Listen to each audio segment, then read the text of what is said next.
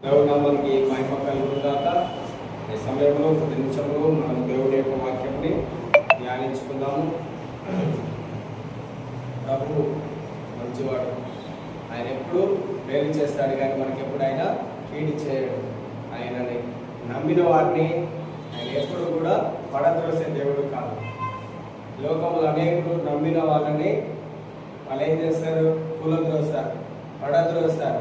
కారణం ఏంటిదంటే మనము వరదిల్లుతున్నామని, మనం ఎదుగుతున్నామని, మనం ఆశీర్వదించబడుతున్నామని చూసి అసూయతోటి వాళ్ళు ఏం చేస్తారు? పడద్రోస్తున్నారు. అసూయ అనేది దేవుడికి సంబంధించినటువంటి మనసు కాదు. అసూయ దయ్యములకు సంబంధించినటువంటి, లేదంటే సాతానుకు సంబంధించినటువంటి మనస్సు.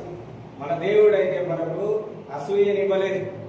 మన దేవుడు మనకు బుద్ధిహీనతనివ్వలేదు. మన దేవుడు మనకు జ్ఞానమునిచ్చి ఉన్నాడు.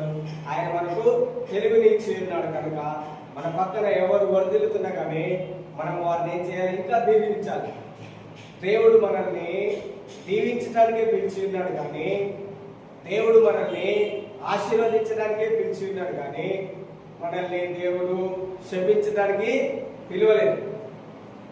దేవుని యొక్క వాక్యంలో ఉన్నది. మత్తయి సువార్తలో దేవుడు చెప్తాడు, నీ శత్రువులని మీరు హింసించకండి, లేదంటే మిమ్మల్ని బాధ పెట్టిన వారిని హింసించకండి.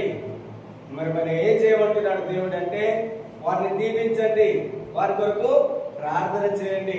వారు ఎదగాలని, వారు వర్ధిల్లాలని మనం ఏం చేయాలి? ప్రార్థన చేయాలి. దేవుని యొక్క వాక్యంలో ఉన్నదని ఇర్మియా గ్రంథంలో మనం ఏ పట్టణంలో అయితే ఉంటామో, ఏ గ్రామంలోనైతే ఉంటామో, ఏ జిల్లాలో అయితే ఉంటామో ఆ జిల్లా క్షేమం కొరకు, లేదంటే ఆ దేశం యొక్క క్షేమం కొరకు, లేదంటే ఆ పట్టణం యొక్క క్షేమం కొరకు మనము ప్రార్థన చేయాలి. అలా ప్రార్థన చేసినప్పుడంట అది మనకు క్షేమకరంగా ఉంటుందంట.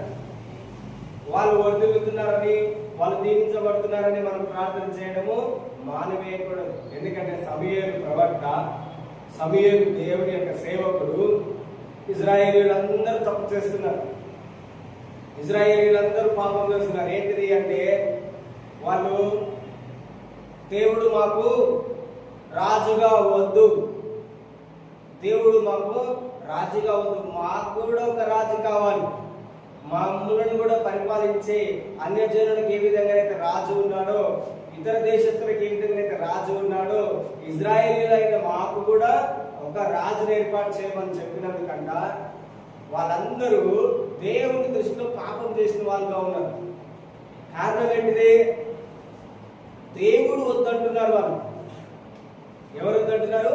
దేవుడే వద్దంటున్నారు. మాకు మనుషులు కావాలి, మమ్మల్ని మనుషులు ఏం చేయాలి? కొనియాడాలి, మమ్మల్ని మనుషులే పరిపాలించాలని కోరుకుంటున్నారు. దేవుడు పరిపాలించాలనుకుంటున్నాడు. అది దేవుని దృష్టికి పాపంగా ఉన్నదంట.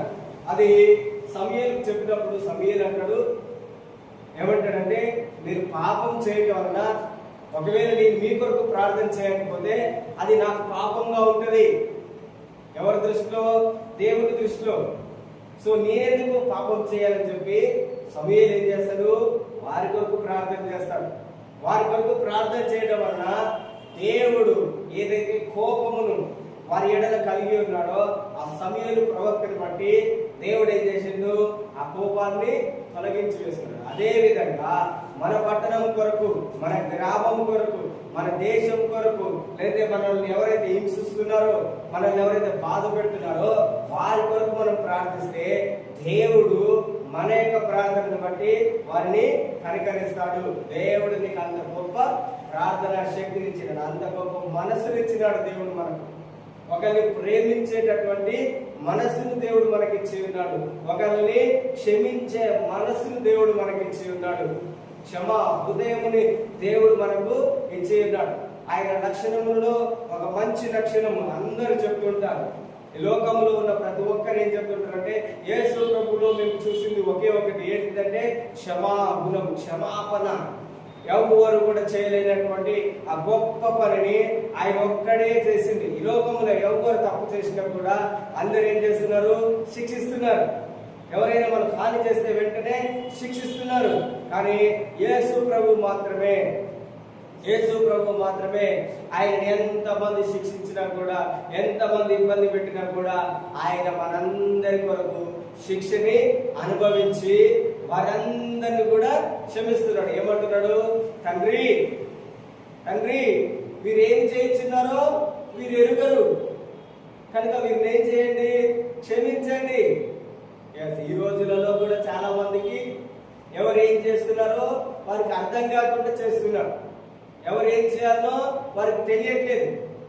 కనుకనే మనం కూడా ఏమని ప్రార్థన చేయాలి? తండ్రి వీళ్ళు ఏం చేస్తున్నారో వీళ్ళకి తెలియట్లేదు. కారణం ఏంటిదంటే ఇప్పుడు నీవు నేను దేవుని యొక్క స్థానంలో ఉన్నాము. యేసు ప్రభు యొక్క స్థానంలో మనం ఉన్నాము. యేసును వెంబడిస్తున్నామంటే, ఆయనను వెంబడిస్తున్నామంటే ఆయన స్థానంలోనికి మనం వెళ్తున్నాం అన్నమాట. అందుకనే ఇప్పుడు మనం కూడా ఏం చేయాలి? యేసు ప్రభు ఏ విధంగానైతే చెబుతున్నాడో, ప్రభువా తండ్రి వీరేం చేయించున్నారో వీరు ఎరుగరు కనుక వీరిని ఏం చేయాలి? క్షమించండి. మన యొక్క ఆఫీసులో కానీ, మన ప్రక్కలో కానీ మనకు తెలియకుండా చాలా మంది మనల్ని ఇబ్బంది పెడుతుంటారు, బాధ పెడుతుంటారు. అలాంటి సమయంలో మనం కూడా ఏం చెప్పాలి? తండ్రి వీళ్ళేం చేయించున్నారో మీకు తెలియట్లేదు కనుక వీరిని క్షమించండి, నేను క్షమిస్తున్నాను. నీవు ఎప్పుడైతే క్షమిస్తూ అని చెప్తావో క్షమాపణ అనేది గొప్ప అద్భుతములను తీసుకొస్తాడు. క్షమాపణ అనేది గొప్ప కార్యములను చేస్తాడంట.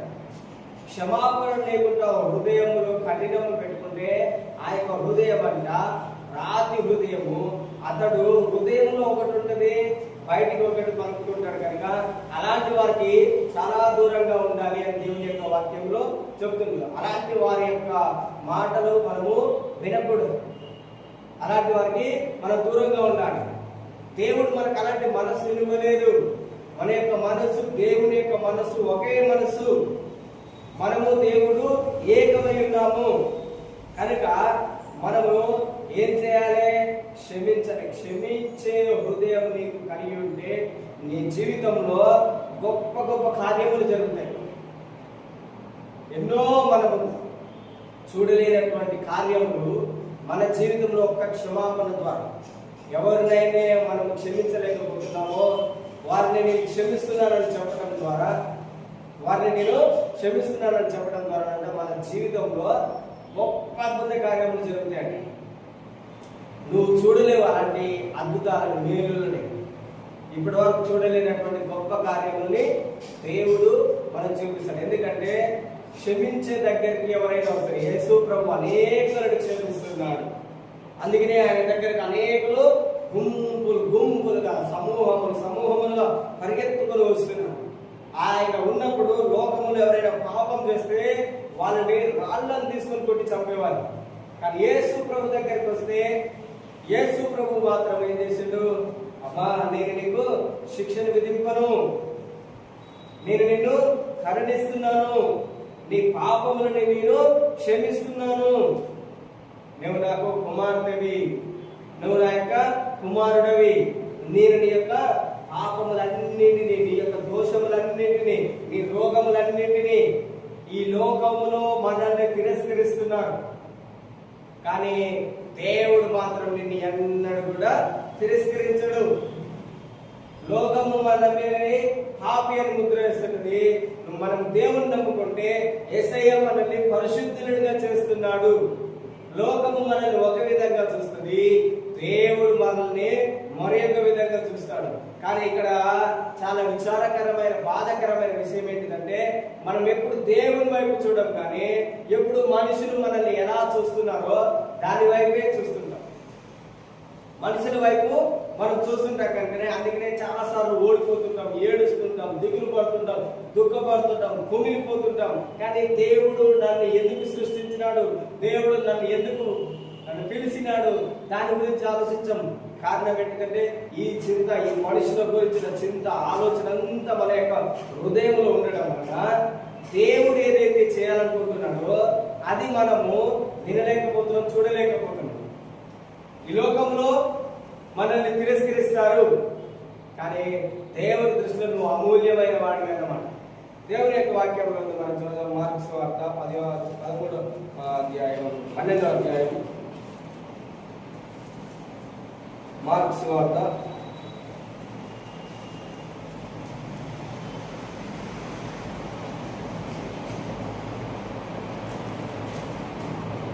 12వ అధ్యాయము 10 వచనం చదువుతున్నాం. 12వ అధ్యాయము 10వ వచనం.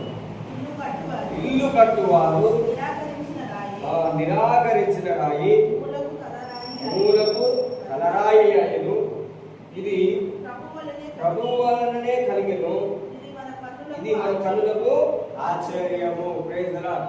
చూడండి, దేవుని యొక్క వాక్యం ఏమంటున్నాడు? ఇల్లు కట్టువారు నిరాకరిస్తారంట, ఒక మంచిగా లేదని చెప్పేసి రాయి. ఇల్లు కట్టేవారు లేదంటే లోకంలో ఉన్న వాళ్ళు కూడా అందరూ దేనిని చూస్తుంటారు? ఎవరు మంచిగా అందంగా ఉన్నారు, ఎవరు బాగుగా ఉన్నారు, పై రూపములు మాత్రమే చూస్తుంటారు. ఎవరు మంచిగా ఉన్నారు, ఎవరు తీయగా మాట్లాడుతున్నారు, వారినే ప్రేమిస్తుంటారు. కానీ దేవుని యొక్క వాక్యం ఏమంటుందంటే, మనుషులు తిరస్కరించినటువంటి వ్యక్తి దేవుని దృష్టిలో అంట విలువైన వాడు, అద్భుతమైన వాడు, ఆశ్చర్యమైన వాడు, శక్తి కలిగినటువంటి వ్యక్తి. అతని ద్వారానే దేవుడు తన యొక్క కార్యములన్నింటినీ జరిగిస్తాడు. అందుకని ఇక్కడ ఏమంటున్నాడు? ఇల్లు కట్టేవారు ఎవరైతే ఉంటారో వారంట ఆ రాయిని తిరస్కరిస్తే ఆ రాయే మూల రాయి అవుతుందంట. మనల్ని ఎవరైతే తిరస్కరిస్తున్నారో, మన కుటుంబంలో కావచ్చు, ఈ సమాజంలో కావచ్చు, మన ఉద్యోగంలో కావచ్చు, మన బంధువులలో కావచ్చు, ఎవరైతే మనల్ని తిరస్కరిస్తున్నారో మనము వారి వైపు చూడకూడదు. దేవుడు ఏ మాట అయితే మనకు చెప్తున్నాడో ఆ మాటను మనం చూడాలి. ఏమంటున్నాడు? రానున్న రోజులలో, రానున్న దినములలో నీవే నీ ఇంటికి, లేదంటే నీ కుటుంబమునికి, నీ యొక్క ఆఫీసులో, లేదంటే నువ్వు ఎక్కడైతే ఉద్యోగం చేస్తున్నావో అక్కడనే నువ్వు మెయిన్ పిల్లర్ గా ఉంటావు, మూల రాయిగా ఉంటావు. హల్లెలూయా. దేవునికి అసాధ్యమైనది ఏది లేదు. మనుషులకు మాత్రమే అది అదే. నేను ఎలా అవుతాను? నాకు జ్ఞానం లేదే, నాకు తెలివి లేదు కదా, నేను అందంగా లేదు కదా, అందరూ నన్ను తిరస్కరిస్తున్నారు, అందరూ నన్ను వద్దు అంటున్నారు, కానీ దేవుడే మాత్రమే నన్ను కావాలంటున్నాడు. మనం ఎప్పుడు కూడా మనుషుల వైపు చూడొద్దు అంటున్నాడు దేవుడు. దేవుని యొక్క వాక్యంలో ఉన్నది ఏంటిదంటే, ఇర్మియా గ్రంథము 17వ అధ్యాయము, ఇర్మియా గ్రంథము 17వ అధ్యాయము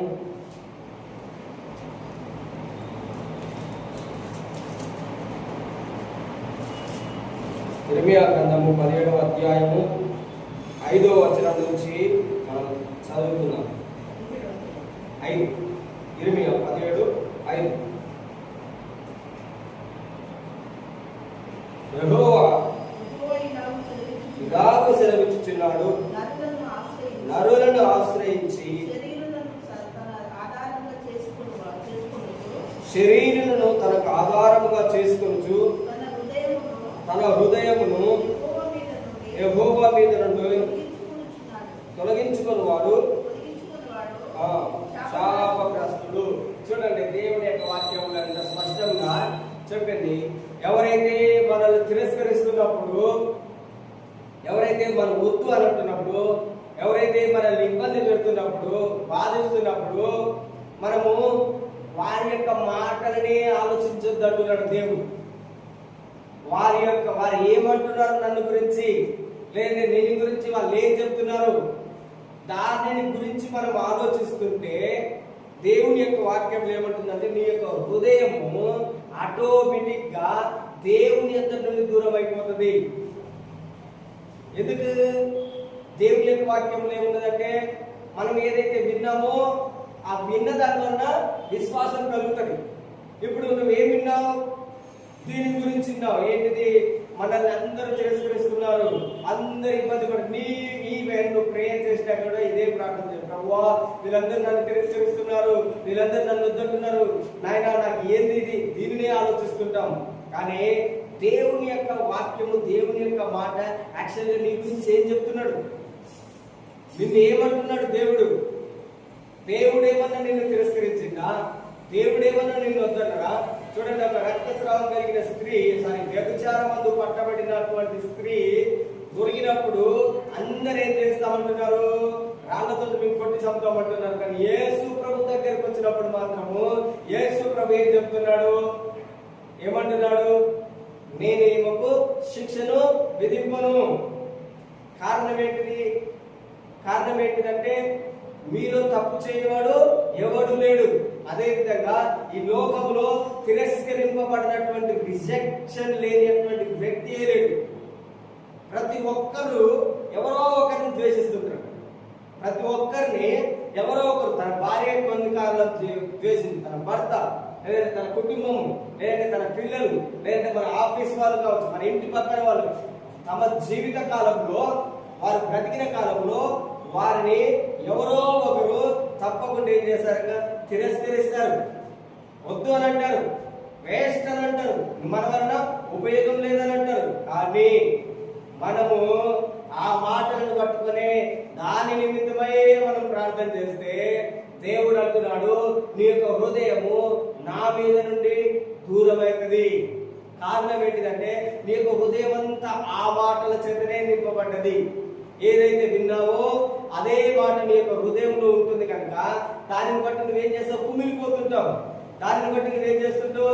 ఏడుస్తుంటావు. అయ్యో, నేను ఎంతో మంచిగా చేసినా కానీ ఎవరు నన్ను ఇష్టపడట్లేరని అంటావు, ఎవరు నన్ను చూడట్లేరంటావు.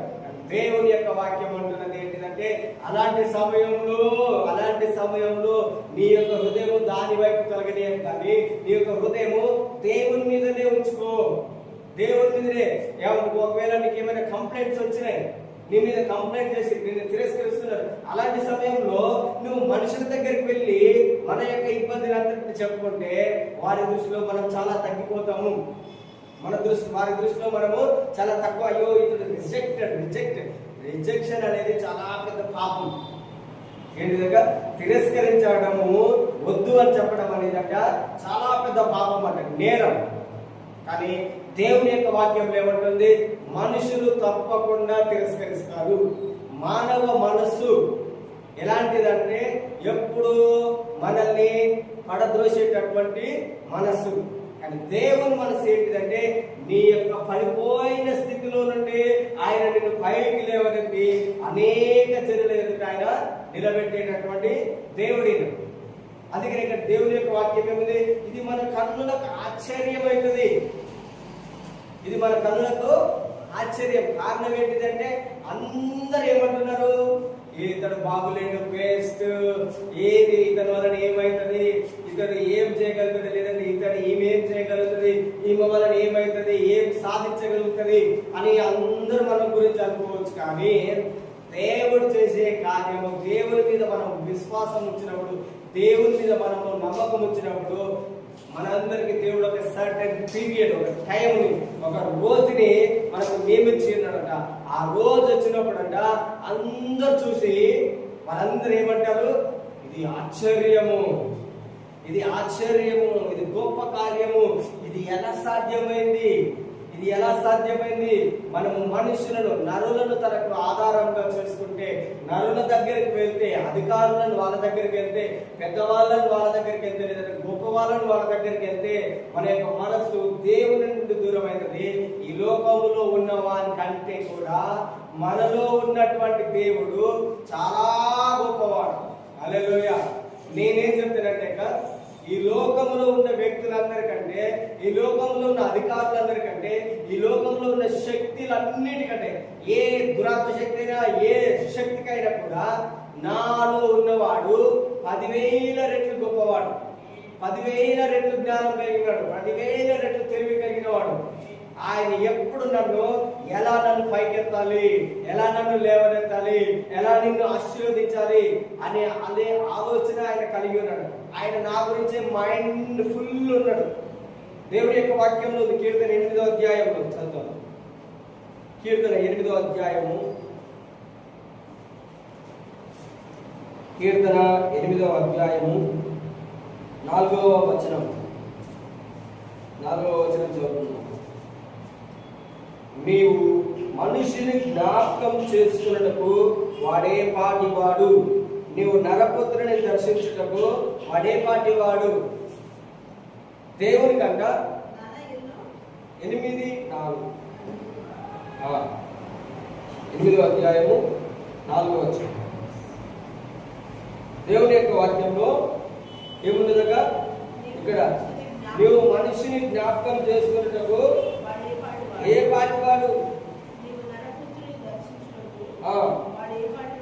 ఏపాటి వాడు అని అడుగుతుంది క్వశ్చన్. దేవుడిని క్వశ్చన్ చేస్తున్నారు ఇక్కడ. నువ్వు మనిషిని ఎప్పుడు జ్ఞాపకం చేసుకుంటున్నావు? అసలు ఎలాంటివి ఈ మనిషిని ఎందుకు నువ్వు ఎప్పుడు మనిషి కొరకు ఎందుకు నువ్వు నీ ప్రాణం పెట్టినావు? ఎందుకు నీ ప్రాణం పెడుతున్నావు? ఎందుకు ఇన్ని శ్రమలు మనిషి కొరకు అనుభవిస్తున్నావు? ఎందుకు ఇంత ఇబ్బంది నీకు? ఎందుకు మనుషుల గురించిన అంత ఆలోచన మరి ఎవరికి లేదు? ఏ ఒక్కరికి కూడా లేదు. ఎవరు చూసినా తమ యొక్క సొంత కార్యములను, సొంత విషయములను గురించే, తమ సొంత కుటుంబం గురించే, నేను బాగుండాలి, నా కుటుంబం బాగుండాలి, నేను వర్ధిల్లాలి, నేను ఇంకా సంపాదించమని అది ఆలోచిస్తుంటే నీవు మాత్రం ఏంటిది? ఏమున్న దేవుని యొక్క వాక్యంలో what is man that you are mindful of him, అంటే మైండ్ అంతా దేవుని యొక్క మనసంతా కూడా దేవుని మీదనే. ఒక వ్యక్తికి మంచిగా ప్రేమించేటటువంటి పిల్లలున్నా ఎవరైనా ఉంటే వాళ్ళకి ఏమన్నా అయితే వారి యొక్క మనసు నిండా ఎవరు ఉంటారు? అదే విషయం ఉంటుంది, దాని గురించే ఆలోచిస్తుంటారు. ఒక మనిషి తన యొక్క పిల్లల గురించి అంత జాగ్రత్త కలిగి ఉంటే మరి జీవం కలిగిన దేవుడు, మనల్ని సృష్టించిన సృష్టికర్త, ఈ భూమిని ఆకాశమును సృష్టించిన దేవుడు, ఆయనకెంత ఆలోచన మన గురించి ఉండాలి, ఆయనకి ఎంత జ్ఞానం ఉండాలి మన గురించి. అందుకనే దేవుని యొక్క వాక్యం ఏముంటుంది? అయ్యో నువ్వు మనిషిని జ్ఞాపకమే, ఎల్లప్పుడూ నీ మనసు అంతా మనిషి మీదనే. అతడు ఎలా నడుస్తున్నాడు, అతడు ఏం చేస్తున్నాడు, అతడు ఒకవేళ పాపంలో పడిపోతే దేవుడు అంతా ఏడుస్తుంటాడట. అతడు ఒకవేళ తప్పు చేస్తుంటే దేవుడు అంటే కన్నీరు, అయ్యో నా కుమారుడా. ఒకవేళ మనకు ఇబ్బంది కలిగితే మనకంటే ఎక్కువ ఆయన బాధపడుతుంటాడు, మనకంటే ఎక్కువ ఆయన బాధపడుతుంటాడు. ఎందుకంటే మన యొక్క కుమారులకు కానీ కుమారులకు కానీ ఏదైనా ఇబ్బంది కలిగినప్పుడు వాళ్ళు బాధపడ్డ దానికంటే మనం అధికంగా బాధపడుతున్నాం, సఫర్ అవుతుంటాం.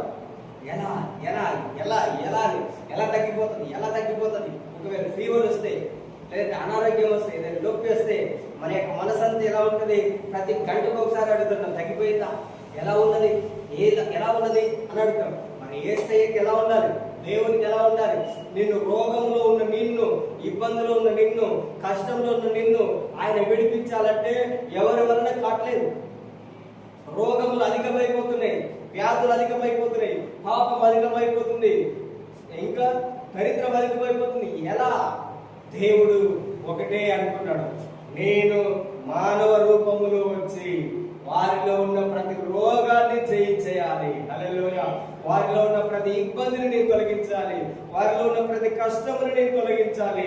వారు ఏ విధంగానైతే సఫర్ అవుతుందో, వాళ్ళు ఏ విధంగానైతే బాధపడుతుందో నేను కూడా అదే విధంగా బాధపడాలనుకున్నాడు ఆయన. అందుకనే ఆయన తన దైవత్వమును విడిచిపెట్టాక, ఆయన తన యొక్క దైవత్వమును విడిచిపెట్టి మానవ స్వభావముని మనిషి వలె, రిక్తునిగా, అబ్రహాము యొక్క సంతానము వలె ఆయన మన యొక్క స్వరూపంలో, మన యొక్క రూపంలో ఈ భూమి మీద జన్మించి ఉన్నాడు. ఆయన జన్మించి మనకు ఒక మాదిరిని కనబరిచిండు. ఆయన మన కొరకు రోగములని, కారణం ఏంటిదంటే మన దేవుని మనసంతా కూడా ఆయన ప్రజల గురించాడు. దేవుని మనసంతా ఈ లోకంలో ఉన్న సమస్తమైన మానవాళి కొరకే, సమస్త ప్రజల కొరకే. అయ్యో నా కుమారుడు, అయ్యో నా కుమార్తె ఏ విధంగా పాడైపోతున్నది, ఏ విధంగా నశించిపోతున్నది.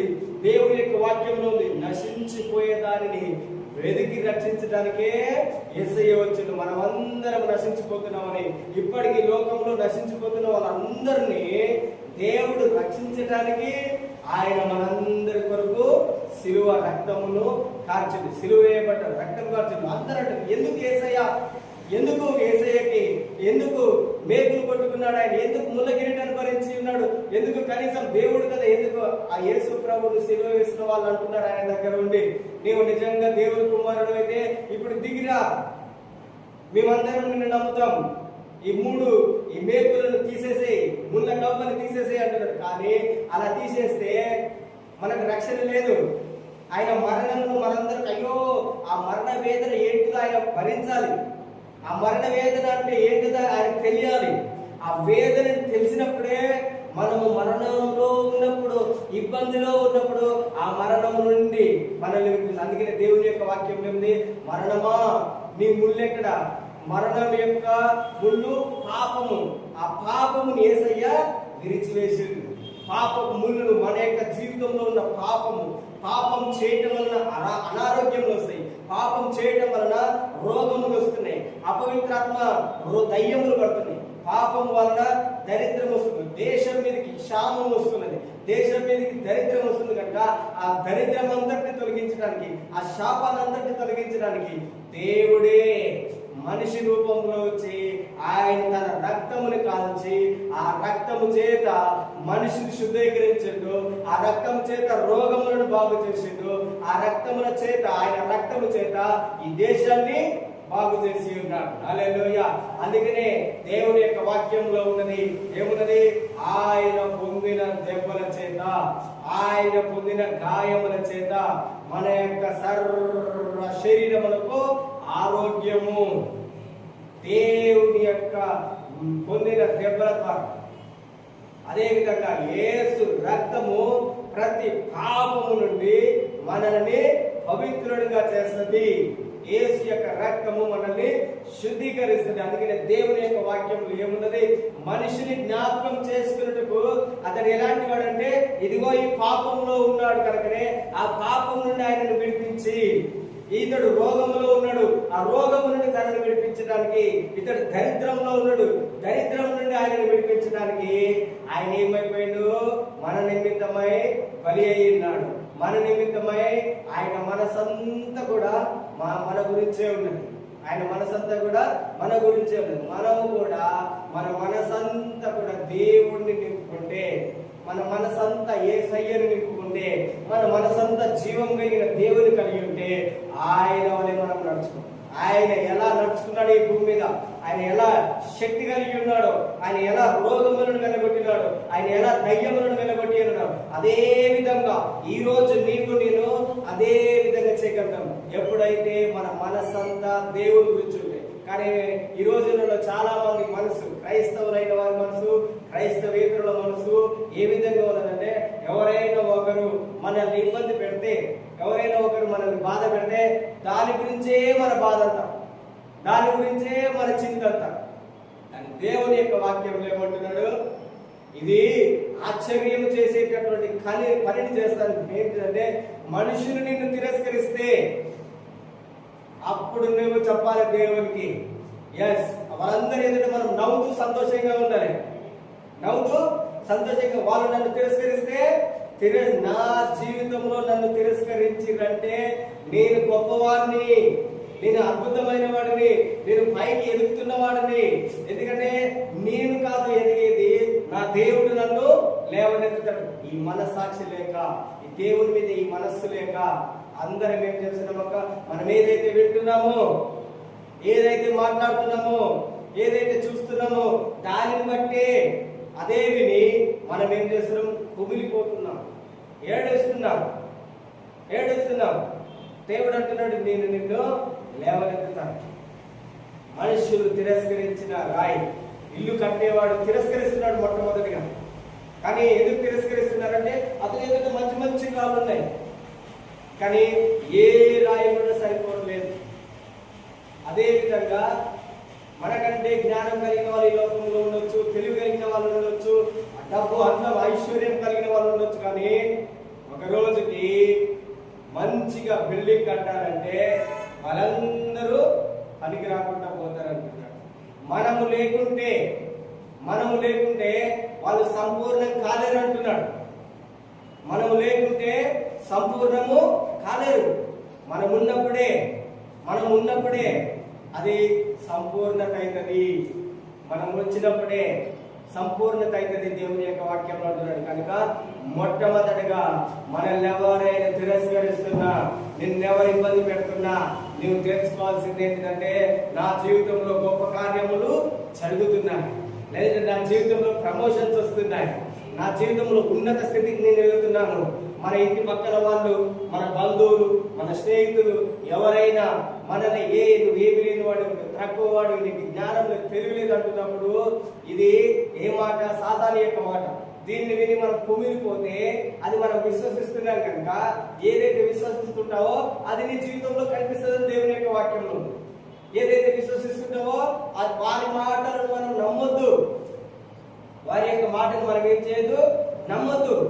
ఇప్పుడు మరి ఎవరి మాటను నమ్మాలి మనము? దేవుని మాటను నమ్మాలి. ఎవరి మాటను విశ్వసించాలి? దేవుడు. దేవుడు ఏం చెప్తున్నాడు నా గురించి? దేవుడు ఏమంటున్నాడు? నేను నిన్ను తిరస్కరించినానా? నేను నిన్ను పడద్రోస్తున్నానా? దేవుడు ఏమంటున్నాడు? నేను నిన్ను తిరస్కరించేవాడిని కాను. అప్పుడు నీవు నీ మాట మారిపోవాలి, దేవుని వల్ల మాట్లాడాలి. మీరందరూ నన్ను తిరస్కరిస్తున్నారు, కానీ నా దేవుడు నన్ను పైకి లేవనెత్తుతున్నాడు. నన్ను ఆయన మూల స్తంభముగా, మూల రాయిగా.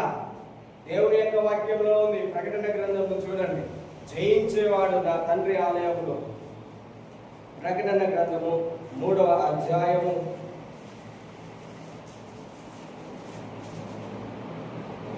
12వ అధ్యాయము 12వ వచనం.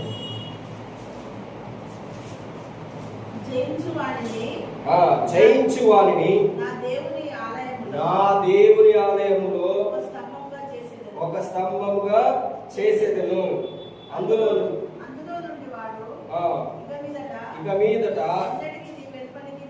ఎన్నటికి నీ వెలుపలికి పోడు, మరియు నా దేవుని పేరును పరలోకములో నా దేవుని యొద్ద నుండి దిగి వచ్చుచున్న నూతనమైన యెరూషలేమును, నా దేవుని పట్టణం పేరును, నా క్రొత్త పేరును వారి మీద రాసింది. చూడండి, దేవుడు ఏం చెప్తున్నాడు? జయించే వారిని. ఏం జయించాలి? ఏం జయించమని చెప్తున్నాడు దేవుడు? మనల్ని ఎవరైతే తిరస్కరిస్తున్నారో, మనల్ని ఎవరైతే వద్దు అంటున్నారో, మనల్ని ఎవరైతే నువ్వు బాగలేదు అంటున్నారో, నువ్వు ఎందుకు జ్ఞానం లేడు అని అంటున్నాడో, ఎవరు అందరూ మన బంధువులలో కానీ ఇతను పిలవడం కూడా వేస్ట్, ఇతడు వద్దు, ఇతడు ఎందుకు, మనకు ఉపయోగం ఏంటిది అని ఎవరైతే అలా చెప్పినప్పుడు చాలా మంది, ఇప్పుడు నేను చెప్పినట్టు ఏంటిది, చాలా మంది ఆ మాటలు కుమిలిపోతున్నారు, ఏడుస్తున్నారు, దిగులు పడుతున్నారు. దానిని బట్టి ఏమైతుంది? నువ్వు సరిగ్గా ప్రార్థన చేయలేవు, వాక్యమును చదవలేవు, దేవుని మీద ఏకాగ్రత కలిగి ఉండలేవు. నీ యొక్క హృదయము దేవుని మీద నుండి దూరం అయిపోతుంది. ఒక్క చిన్న మాట సైతాన్ ఎప్పుడు ఏ విధంగా మన జీవితంలో పనిచేస్తుందంటే ఈ విధంగా నిన్ను ఎలా మోసం చేస్తుంది అంటే ఈ మాట ద్వారా. వాళ్ళు ఏమంటారు? వాళ్ళు వచ్చి అన్ని వెళ్ళిపోయిన వారు మంచిగానే ఉంటారు, కానీ రోజంతా మనమే బాధపడుతుంటాం, నెలంతా మనమే బాధపడుతుంటాం, సంవత్సరం అంతా మనమే బాధపడుతుంటాం. వారు ఒక్క మాట అన్నారు. ఇది సైతాన్ ఏం చేస్తుంది అంటే ప్రతిసారి వారు నిన్ను వద్దన్నారు, ప్రతిసారి నువ్వు పనికిరాని వాడు అన్నావు, ప్రతిసారి నువ్వు తెలివి లేదన్నాడు, ప్రతిసారి నువ్వు ఏమి పనికిరాని వాడు, నువ్వు ఏమి లేనివాడు, ఈ మాటలే నీ యొక్క హృదయం నిండా ఏం చేసుకుంటావు? నింపుకుని దాని గురించి ఆలోచించుకుంటూ దాని గురించి బాధపడుతూ పడుకుంటుంటాం. అలాంటి వారు ఏమైతారు అంటున్నారంటే, దీని గురించి ఆలోచిస్తుంటే దేవుని యొక్క మాటలు నీకు ఎలా గుర్తొస్తాయి? దీని గురించి ఆలోచిస్తుంటే దేవునికి నువ్వు ఎలా ప్రార్థన చేసుకుంటావు? ఎందుకు ప్రార్థన చేయడం అంటే ఆల్రెడీ నీ యొక్క హృదయంలో దీని గురించిన ఆలోచన కంప్లీట్ గా ఉన్నది. ఈ తిరస్కరిస్తున్న రిజెక్షన్ అనేది నా జీవితంలో కనిపిస్తుంటది. లేచినా, పడుకున్నా, ఇద్దరితో మాట్లాడినా దీని గురించే చెప్తుంటాం. కానీ దేవుని యొక్క వాక్యం ఏమంటుంది? ఎల్లప్పుడూ నా మాటలను చెప్పండి, ఎల్లప్పుడూ నన్ను గురించి జ్ఞాపకం చేసుకోండి. ఎల్లప్పుడూ దేవుడు అన్నాడు, నీతిమంతుని జ్ఞాపకం చేసుకుంటే ఆశీర్వాదకరం, దుష్టుని జ్ఞాపకం చేసుకుంటే నాశనం. మరి ఈ దుష్టుని మాటలు మనకు ఎల్లప్పుడు ఎందుకు జ్ఞాపకం చేసుకోవాలి? వాళ్ళు వద్దన్నారు, కానీ దేవుడు ఏమంటున్నాడు అది చెప్పాలి మనం. దుష్టుడు దేవుని యొక్క వాక్యంలో నీతిమంతుని జ్ఞాపకం చేసుకున్నట, నీతిమంతుని మాటలను జ్ఞాపకం చేసుకున్నట ఆశీర్వాదం నీకు. మరి దుష్టుని మాటలు జ్ఞాపకం చేసుకుంటే అది ఆల్రెడీ నీ యొక్క శత్రువు. నిన్ను వద్దు, బాగలేదు, ఎందుకు వాళ్ళన్నది వాళ్ళెవరు? మన యొక్క శత్రువులు, మిత్రులు కాదు, మన బాగు కోరేవారు కాదు. మనం బాగుండాలనుకునే వాళ్ళు కాదు. వాళ్ళందరూ ఎవరు? మన శత్రువు. శత్రువు అంటే సాతాను. అంటే దేవుడు ఏమంటున్నాడు? సాతాను మాటలు నువ్వు జ్ఞాపకం చేసుకుంటే, దుష్టుని మాటలు నువ్వు జ్ఞాపకం చేసుకుంటే నీకు ఆశీర్వాదమా? నీకు మేలాది? మనకేంటిది? శాపము. కానీ ఈ రోజులలో చాలా మంది క్రైస్తవులు కానీ, క్రైస్తవేతరులు కానీ, దేవుని నమ్మిన వారు కానీ, దేవుని నమ్మరని వారు కానీ, ప్రతి ఒక్కరి జీవితంలో కనిపించేది ఏంటిదంటే, ఎవరైనా ఒకరు మనల్ని ఏదైనా అంటే దాని గురించే జీవిత కాలం అంతా ఏడుస్తూ ఉంటారు, దాని గురించే బాధపడుతుంటారు. మరలా వాళ్ళ దగ్గరికి మనము వెళ్ళని కూడా వెళ్ళం. అంత తిరస్కరణ, అంత అసహ్యం మనకు కలుగుతుంది. అసహ్యం అనేది దేవుని ఎద్దటి నుంచి వచ్చింది కాదు. అసహ్యం అనే మనసు దేవుని కాదు. దేవుని యొక్క మనసు ఇతరుల్ని క్షమించినప్పుడు నీ జీవితంలో ఎలాంటి గొప్ప కార్యం జరుగుతుందో మీరు ఒకసారి గమనించండి. ఎంతకాలం అయితే అది మన యొక్క హృదయంలో ఈ తిరస్కరణ, ఈ అసహ్యమైనది ఉంటుందో, మనం ఎంత ప్రార్థన చేసినా మనము వర్ధిల్లము, అభివృద్ధి చెందము. ఎందుకంటే నీ మనసంతా దుష్టుని గురించి ఉన్నది. దేవుని యొక్క వాక్యం అంటుంది, నీతిగా బ్రతకాలి, నీతిమంతుని జ్ఞాపకం చేసుకోవాలి. అందుకే నేనేం చెప్తున్నానంటే, మనల్ని గురించి ఎవరేమైతే అన్నారో వాటన్నిటిని మనం జయించాలని దేవుని యొక్క వాక్యం చెప్తున్నది. జయించాలి. జయించడం అంటే ఏంటిది? వాళ్ళు అన్నది మనం అనొద్దు, వాళ్ళు చెప్పింది మనం చేయొద్దు. వాళ్ళు మనం తిరస్కరించినా వెరీ గుడ్, దేవునికి స్తోత్రము. నేను నీ దృష్టిలో మంచివాడిని కాకపోవచ్చు, కానీ నా దేవుని దృష్టిలో నేను గొప్పవాడిని. దేవుడే అన్నాడు. ఏమన్నాడు? మనం చదివిన వచనంలో ఏమన్నది? ప్రభు ఏది? ఇల్లు కట్టువారు నిషేధించిన రాయి మూలకు అలరా. నీవే మూల, నీవే గొప్పవాడిగా కనిపిస్తుంటావు. ఎవరైతే ఈ లోకంలో మనల్ని తిరస్కరిస్తున్నారో, ఎవరైతే వద్దంటున్నారో వారందరి ఎదుటనే, ఎవరితోనైతే ఏం చెప్పినారో వాళ్ళందరి ఎదుటనే దేవుడు ఏం చేస్తాడు? నేను అనేకులకు మూలగా, అనేకులకు గొప్ప వ్యక్తిగా, అనేకులు నిన్ను చూసే విధంగా ఆయన నిన్ను లేవనెత్తుతాడు. ఇది చూసే వారందరి దృష్టి కంటే ఆశ్చర్యంగా ఉంటుందని దేవుని యొక్క వాక్యం. వీటన్నిటిని జయించకపోతే, ఈ తిరస్కరణ జయించకపోతే నువ్వు ఓడిపోతావు. నీ జీవితకాలం అంతా ఓటమిలోనే ఉంటావు. నీ బ్రతికిన దినములు ఓటమిలోనే ఉంటావు. కానీ దేవుడు ఏం చెప్తున్నాడు? ఆ మాటలను కాదు పట్టించుకోవాల్సింది, అవి కాదు మీరు వినాల్సింది.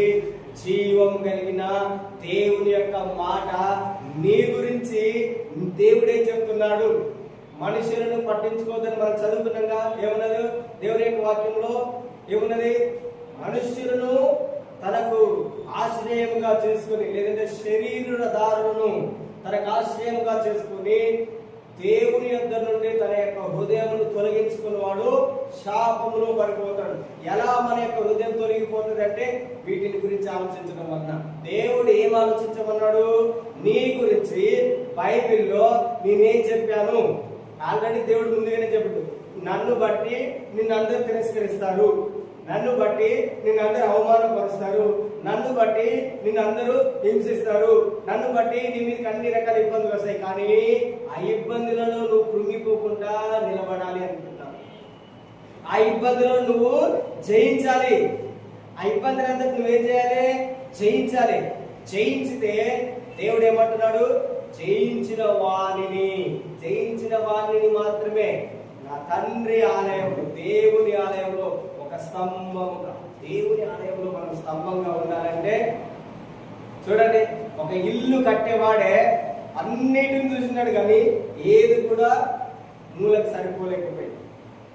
అదే విధంగా ఈ లోకంలో ఎవరైతే గొప్ప గొప్పవారు అనుకుంటున్నారో వాళ్ళు దేవుని రాజ్యంలో ఒక మూల స్తంభంగా ఉంటారు. కానీ తిరస్కరించబడినటువంటి మనము వారి దృష్టిలో, దేవుని దృష్టిలో కాదు, వారి దృష్టిలో, లోకము దృష్టిలో మనం ఏమి లేని వాళ్ళము, తెలివి లేని వాళ్ళము, ఉద్యోగం లేని వాళ్ళము, డబ్బులు ఐశ్వర్యం లేని వాళ్ళము కావచ్చు, చదువులు అందం లేకపోవచ్చు. కానీ మన జీవితంలో కలిగి ఉన్నది ఒకే ఒకటి, జీవము కలిగినటువంటి దేవుణ్ణి.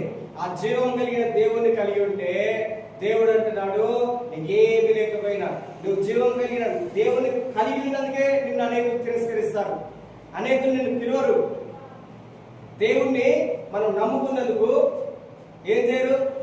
దేవుని నమ్ముకున్నది అతడు, దేవుని నమ్ముకున్నది దేవుని బంధనానికి వెళ్తాడు. వాళ్ళనేది మనం పిలిచేది, వాళ్ళతో మనకు పొత్తు లేదు, పాలు లేదు. ఎస్, దేవుని యొక్క వాక్యమే అని చెప్తున్నాడు. మనకు వారికి పాలు లేదు, మనకు వారికి పొత్తు లేదు. వాళ్ళే ఇంత ధైర్యంగా చెప్తున్నారు, నువ్వు ఇంకెంత ధైర్యంగా చెప్పాలి? వాళ్ళు ఏమంటున్నారు? వాళ్ళని పిలవద్దు అన్నట్టు. అది మనకు మంచిది, మేలు మేలు అంటున్నాడు దేవుడు. ఒకవేళ పిలిచి చేస్తే అది మనకు కీడు అంటున్నాడు దేవుడు. కీడు ఎందుకు? మనకు మేలు కలిగిన దేవుని కలిగి ఉన్నాక, మేలు చేసే దేవుని కలిగి ఉన్నాక. కానీ చాలా మంది వారు నన్ను పిలవలేదు దాని గురించి తినిపిస్తుంటారు, నన్ను ఇన్వైట్ చేయలేదు దాని గురించి బాధపడుతుంటారు. అలాంటి వాడు జయించే వ్యక్తి కాదు, బాధల్లో కుమిలిపోయే వ్యక్తి. కానీ దేవుని యొక్క వాక్యంలో ఏమంటుందో, నువ్వు జయిస్తే దేవుని రాజ్యంలో, దేవుని దృష్టిలో, మనుషుల దృష్టిలో నువ్వు పనికి రాకుండా ఉండొచ్చు, కానీ దేవుని దృష్టిలో నువ్వు ఎలాంటి వాడివి?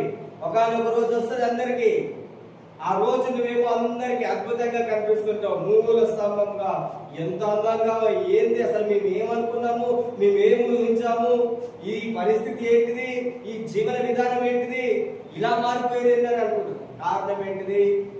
నీ మనస్సు దేవుని మీదనే ఆనుకొని ఉన్నది.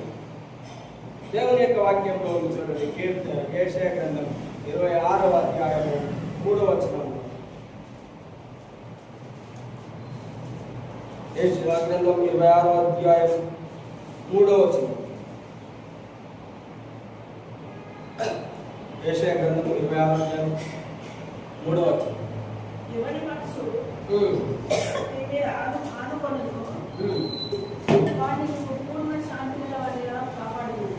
ఎవరి మనస్సు దేవుని మీద ఆనుకును వానిని నీవు పూర్ణ శాంత కలవానిగా కాపాడదు. ఏలైనగా అతడు నీ యందు విశ్వాసం ఉంచి ఉన్నాడు. ఎవరి యందు విశ్వాసం ఉంచి ఉన్నాడు?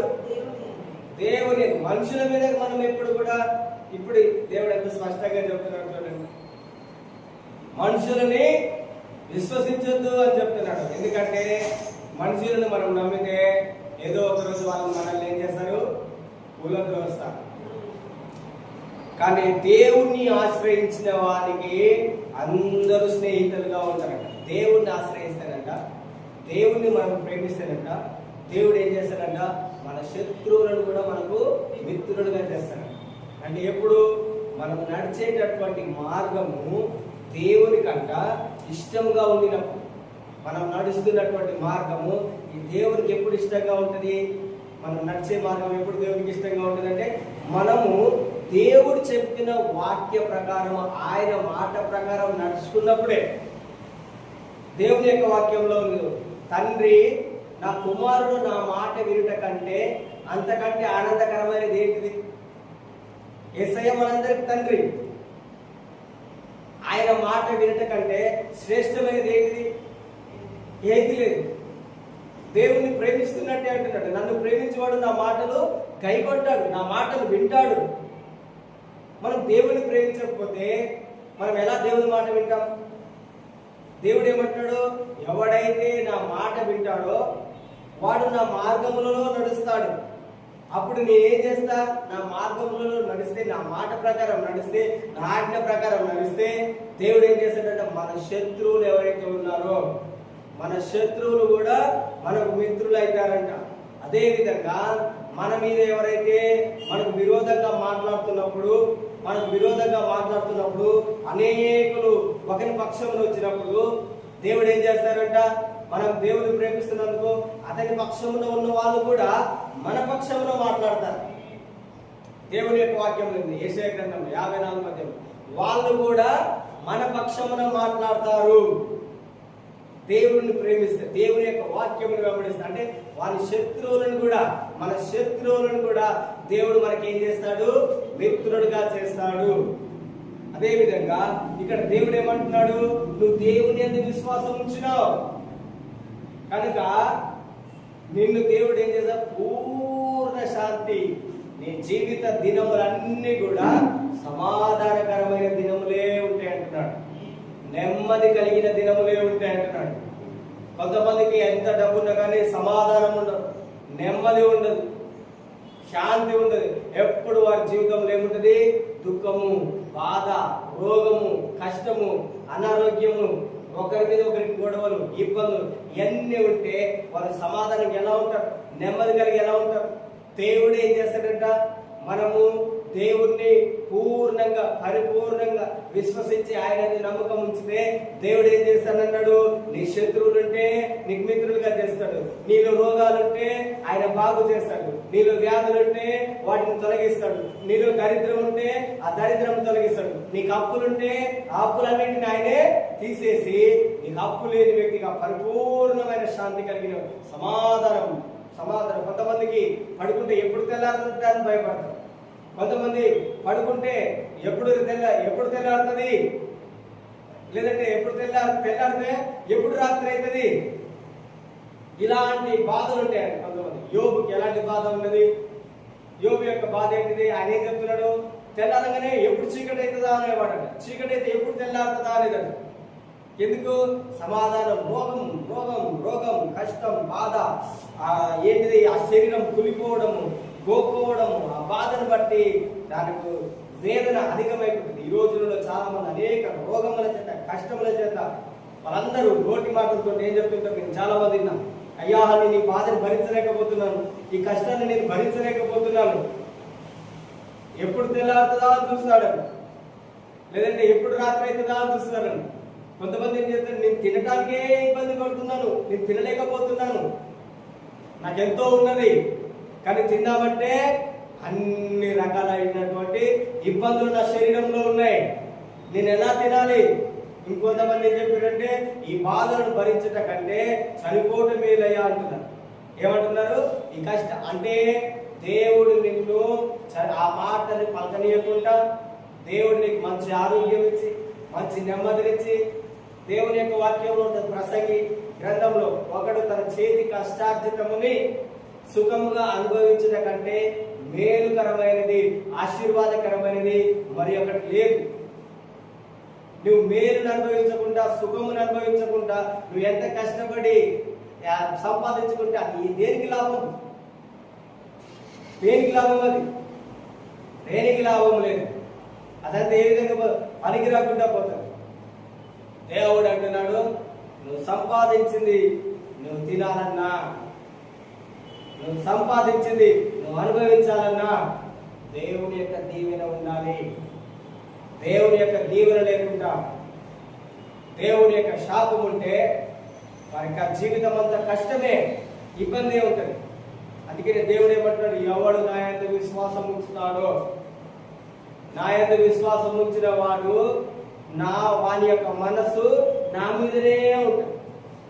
మన యొక్క మనసు ఇంతకుముందు చెప్పిన మన మనసు ఎప్పుడు కూడా ఇతర వాటి మీదకి వెళ్ళకూడదు. ఇతరమైన వాటి అంటే ఎవరైతే మనల్ని తిడుతున్నారో, ఎవరైతే మనల్ని తిరస్కరిస్తున్నారో, వాళ్ళు తిరస్కరించారని చెప్పి మనం ఇబ్బంది పడుతుంటామో, దేవుడు అంటున్నాడు వాళ్ళ వైపు నీ యొక్క మనసు వెళ్ళకూడదు.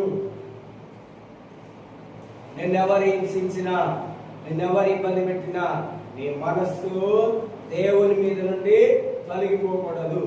అంటే వాళ్ళు ఏ మాట అన్నారో తిరిగి మనం మళ్ళా అది జ్ఞాపకం చేసుకోకూడదు అని అంటారు. వాళ్ళు ఏదైతే అంటున్నారో దానిని మరలా మనము మెమరైజ్ చేయకూడదు, దానిని అక్కడనే మర్చిపోవాలి. ఏం చేయాలి? మర్చిపోవాలి. ఎప్పుడు మర్చిపోవాలి? ఎప్పుడు మర్చిపోవాలి దాన్ని? ఇమీడియట్ గా, వెంటనే మనం మర్చిపోవాలి. ఎప్పుడైతే నువ్వు వెంటనే మర్చిపోతావో అప్పుడు నీ యొక్క హృదయం తేలికగా ఉంటుంది, నీ మనస్సు తేలికగా ఉంటుంది, నీ శరీరము తేలికగా ఉంటుంది. ఎప్పుడైతే నువ్వు దానిని నీ మైండ్లోకి తెస్తావో ఫస్ట్ నీ మైండ్ భారంగా ఉంటుంది, తర్వాత నీ యొక్క హృదయం భారంగా ఉంటుంది, ఆ తర్వాత నీ శరీరం భారంగా ఉంటుంది, ఆ తర్వాత నువ్వు సరిగ్గా తినలేవు, త్రాగలేవు, పడుకోలేవు. ఆ తినలేని కారణంగా, పడుకోలేని కారణంగా, ఆలోచించడం కారణంగా శరీరానికి అనారోగ్యములు వస్తాయి, నొప్పులు వస్తాయి, బాధలు వస్తాయి. దేవుని యొక్క వాక్యంలో ఏముందంటే, సామెతల గ్రంథం 14వ అధ్యాయంలో ఏముంటుందంటే మత్సరము, ఎముకలకు కుళ్ళు, ఎప్పుడైతే దీని గురించి ఆలోచిస్తుంటామో, ఏది ఎవరు నన్ను తిట్టినారు, ఎవరు నన్ను పాడు చేసినారు, ఎవరు నన్ను ఇబ్బంది పెట్టినారు, వారి వలన నా జీవితం ఇట్లయిందని మనం ఎప్పుడైతే దాని గురించి ఆలోచిస్తుంటామో అది మన ఎముకలలోకి మత్సరంగా తయారైతుందంట. రోగము మనకు ఎలా వస్తాయి తెలుసా? చాలా రకాల రోగాలు, శరీర నొప్పులు, ఎముకల నొప్పులు ఎలా వస్తాయి తెలుసా? నువ్వు బాధపడుతున్న బాధను బట్టే, నువ్వు ఇబ్బంది పడుతున్నా ఇబ్బందిని బట్టే. ఒక వ్యక్తి దేవుని యొక్క వాక్యంలో ఉన్నది, ఒక వ్యక్తి నేరుగా నిన్ను వచ్చి కత్తితో పొడవని అవసరం లేదు. ఒక మాటనే కత్తిపోటు లాంటి మాటలు అంటున్నాడు. ఆ మాట ఏం చేస్తుంది? నీ యొక్క హృదయానికి గాయం చేస్తుంది. శరీరం మీద ఉన్నటువంటి గాయము ఈజీగా మారిపోతుంది. అదే హృదయములో వచ్చినటువంటి గాయము అంత ఈజీగా పోతుంది. శరీరానికి గాయమైంది, అది మారిపోలేదు అంటే ఆ గాయములో ఏమున్నది? చీము, చెడు రక్తం, నొప్పి. అదేవిధంగా మన యొక్క హృదయానికి గాయమైతే కూడా మన యొక్క హృదయం నిండా ఏముంటది? చెడు, నొప్పి, ఆ చీము ఉంటుంది, ఆ గాయం అట్నే ఉంటుంది. నీ పైన ఈ గాయం కనబడుతున్నంత వరకు అందరు నేను అడుగుతారు, నువ్వు ఏమైంది ఏమైంది ఏమైంది నీకు. కానీ దేవుడు మన పైన ఉన్న గాయమును చూడడు, కానీ దేవుడు మన యొక్క హృదయంలో ఉన్న గాయమును చూస్తాడు. దేవుడు పై రూపము చూడడు, కానీ దేవుడు ఏం చూస్తాడు? నీ అంతరంగము చూస్తాడు. నీ అంతరంగంలో గాయములుంటే, నీ అంతరంగంలో గాయం ఉంటే నువ్వు ఎలా బాగుపడతావు? నీ అంతరంగంలో, నీ హృదయంలో గాయం ఉన్నది కనుకనే మన ఎముకలకు అనారోగ్యము, మన శరీరంలో నొప్పులు. ఇవన్నీ పోవాలంటే క్షమాపణ కలిగి ఉంటాం. మొత్తం ఎప్పుడు ఇమ్మీడియట్గా క్షమించేయాలి. నువ్వు ఎప్పుడైతే విన్నావో అప్పుడే దాన్ని, లేదంటే అది ఏం చేస్తుంది? దాని గురించి మనం మెమరైజ్ చేస్తాం, అంటే దాని గురించి రిమైండ్ చేస్తాం. వాళ్ళు ఎందుకన్నారు, ఎలా అన్నారు, దాని గురించి రైట్ చేస్తుంటాం. దేవుని యొక్క వాక్యం మన యొక్క మైండ్లో ఉండదు, దేవుని యొక్క వాక్యం మన యొక్క హృదయంలో ఉండదు. కానీ ఈ మాటలే మనలో ఉంటాయి. దేవుడు అంటున్నాడు, అప్పుడు నీ మనస్సు నా మీద ఉండదు. ఎవరి మీద ఉంటుంది అప్పుడు నీ మనస్సు అంతా? ఎవరి మీద ఉంటుంది? నిన్ను ఇబ్బంది పెట్టిన వారి మీద ఉంటుంది, నిన్ను బాధ పెట్టిన వారి మీద నీ మనస్సు అంతా ఉంటుంది. అప్పుడు నువ్వు ఎలా నెమ్మది కలిగి ఉంటావు నీ జీవితంలో? చెప్పండి. మనకు నెమ్మది అనేది ఉండదు, శాంతి అనేది ఉండదు, సమాధానం అనేది ఉండదు. అందుకే నేను దేవుడు ఏమంటున్నాడు? నీ మనస్సు నా మీదనే ఉండదు. ఇతరులు నీకు ఎన్ని ఇబ్బంది తిరస్కరించినా, నిన్ను వద్దు అన్నా, ఈ లోకము వేస్ట్ అన్నా, నువ్వు పనికిరాని వాడు అన్నా, ఈ లోకము నీ వలన మాకు ఎలాంటి ఉపయోగం లేదు, మన ఇంటిలో ఉన్న వాళ్ళు, మన బంధువులు కానీ మన లైఫ్ స్టైల్ని చూసి మనల్ని నువ్వు వేస్ట్, నువ్వు పనికిరాదు అన్నా కానీ మనం ఏం చెప్పాలి? ఏం చెప్పాలి? దేవుని యొక్క వాక్యంలో నేను చెప్పాను కదా, ఏమంటున్నాడు దేవుడు? మనుషులు తిరస్కరించినటువంటి రాయి మూలకి ఏమవుతుంది? రేపు ఎవరైతే నిన్ను తిరస్కరిస్తున్నారో అదే విధంగా దేవుడు నిన్ను మూలగా తలగా ఉంచుతాడు, కానీ ఆయన నిన్ను ఎన్నడూ తోకగా ఉంచడు. నువ్వు తలగా ఉండాలంటే, నువ్వు దేవుని ఆలయంలో ఒక స్తంభంగా ఉండాలంటే నువ్వేం చేయాలి? రిజెక్షన్ ఎప్పుడైతే తిరస్కరిస్తున్నారో, వాళ్ళని వద్దంటున్నారో, అప్పుడు నువ్వు చెప్పాల్సిన మాట అంటే, ఎస్, నా పొజిషన్ ఇంక్రీజ్ అయింది అని చెప్పాలి. నా స్థానం ఇంక్రీజ్ అయింది, నా లెవెల్ ఇంక్రీజ్ అయింది, దేవుడికి మహిమ చెల్లించాలి. హల్లెలూయా. కానీ ఇప్పుడు నేను చెప్పినట్టు దాన్నే పట్టుకొని ఉంటే నీవు నీ పొజిషన్ ఇంక్రీజ్ కావట్లేదు, కానీ నీ పొజిషన్ నువ్వు డీగ్రేడ్ చేసుకుంటావు.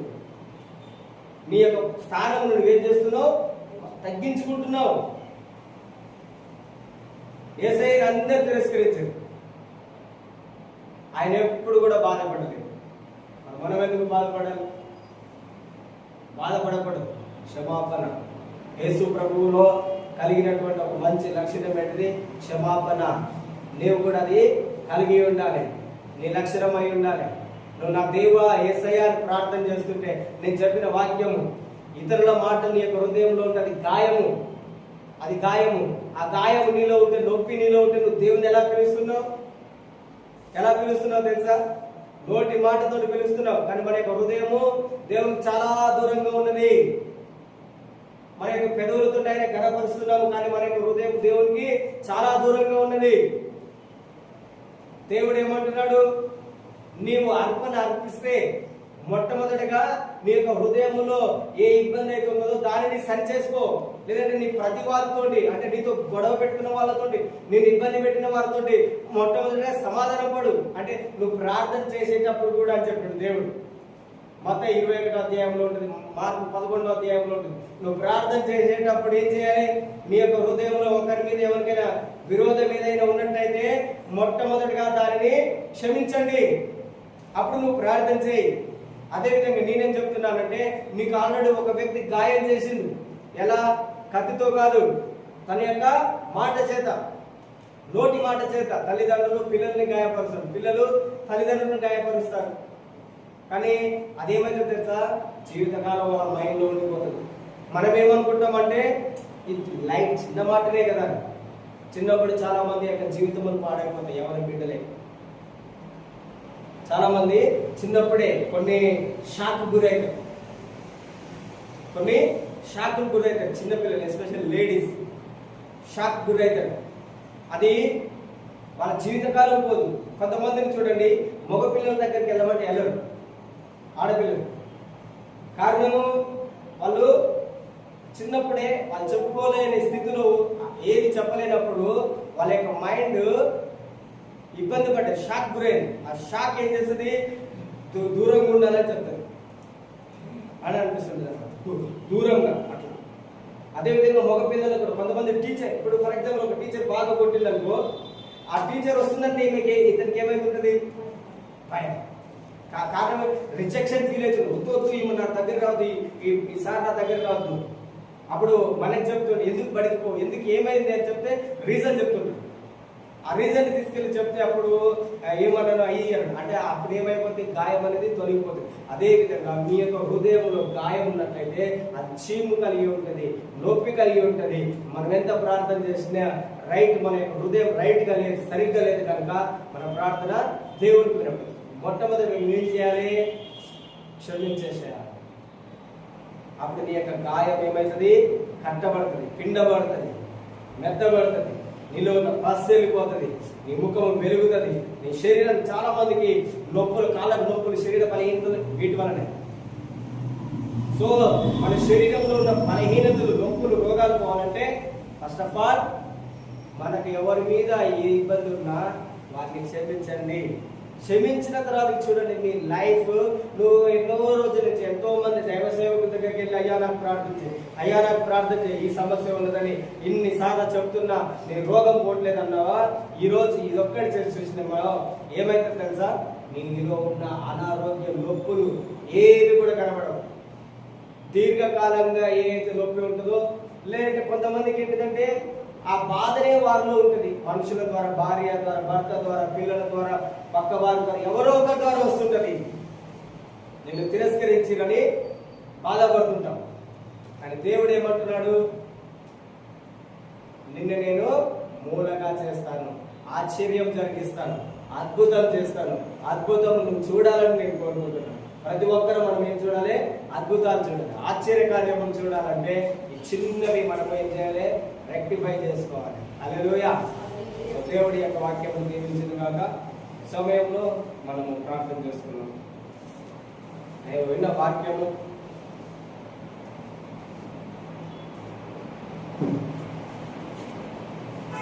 మీ యొక్క హృదయంలో ఇప్పుడు నేను చెప్పిన ఎవరు నేను తిరస్కరించినా, లేదంటే నువ్వు ఎవరిని తిరస్కరించినా నీ పిల్లల్ని కావచ్చు, ఎవరినైనా, ఎవరు నిన్ను ఇబ్బంది పెట్టి ఉన్నారు, నీ యొక్క హృదయంలో ఏ గాయం ఉన్నది,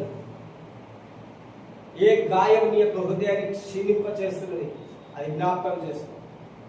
హృదయపూర్వకంగా, మనస్పూర్వకంగా అడగండి. అది ఎప్పటిదైనా, చిన్నప్పటిదైనా, పెద్దప్పుడైనా, దీనికి వయసుతోటి సంబంధం ఉండదు. ఏ వయసులోనైనా నీకు గాయం కావచ్చు. కొంతమందికి ఇష్టం లేని పనులు చేయడం వలన గాయములు అవుతుంటాయి. ఇష్టం లేని వివాహం, ఇష్టం లేని మాటలు, దానిని బట్టి కూడా మన యొక్క హృదయం గాయపడుతుంటుంది. అది ఎవరికి చెప్పుకోలేదు. నాకు నాది అయిపోయింది, ఇదే నా జీవితం అనుకొని ఎన్నో కుటుంబములు నరకములు అనుభవిస్తున్న వాళ్ళు ఉన్నారు. ఎంతో మంది వేదన పడుతున్న వారు ఉన్నారు. ఈరోజే దేవుడు నీతో మాట్లాడుతున్నాడు. ఈరోజు నీతోనే దేవుడు చెప్తున్నాడు, మీలో ఏది నిన్ను గాయపరిచింది, ఏది నిన్ను ఇబ్బంది పెట్టింది, ఒక్కసారి జ్ఞాపకం చేసుకోండి. ఒక్కసారి ఊహించండి. ఈరోజు నీలో ఉన్న ప్రతి వ్యాధి పోతుంది, ప్రతి రోగము పోతుంది, ప్రతి ఇబ్బంది పోతుంది. ఆయనకు అసాధ్యమైనది ఏది లేదు. సమస్తమును మన దేవునికి సాధ్యమే. ఆయన నిన్ను బాగు చేయడానికి అర్హుడు. జస్ట్ నీవు మాత్రమే ఆయనకు అవకాశం ఇస్తే చాలు. ఆయనకు అవకాశం ఇస్తే చాలు. ఇది ఏదైనా కావచ్చు. పరిశుద్ధాత్మ దేవుని అడగండి. ఇప్పుడు ఒకవేళ నీకు జ్ఞాపకం రాకపోయినా, ఇంటి దగ్గరికి వెళ్ళినా మీరు ప్రేయర్ చేయండి. పరిశుద్ధాత్మ దేవుని అడగండి, ప్రభువా నేను ఎక్కడ రిజెక్షన్ కి, తిరస్కరణకి నేను ఎక్కడ గురి అయ్యాను, ఎక్కడ నా యొక్క హృదయం గాయపడ్డది, ఎవరి వలన నేను ఇబ్బంది పడ్డాను, ఎక్కడ నా యొక్క మనసు నీ నుండి తొలగిపోయింది, ఏ మాట నా యొక్క హృదయంలో పదే పదే రిపీట్ అవుతున్నది, ఎవరి మాటలు నా యొక్క హృదయంలో వినిపిస్తున్నాయి, బొంబార్డింగ్ అవుతున్నాయి, ఎవరి మాటలు.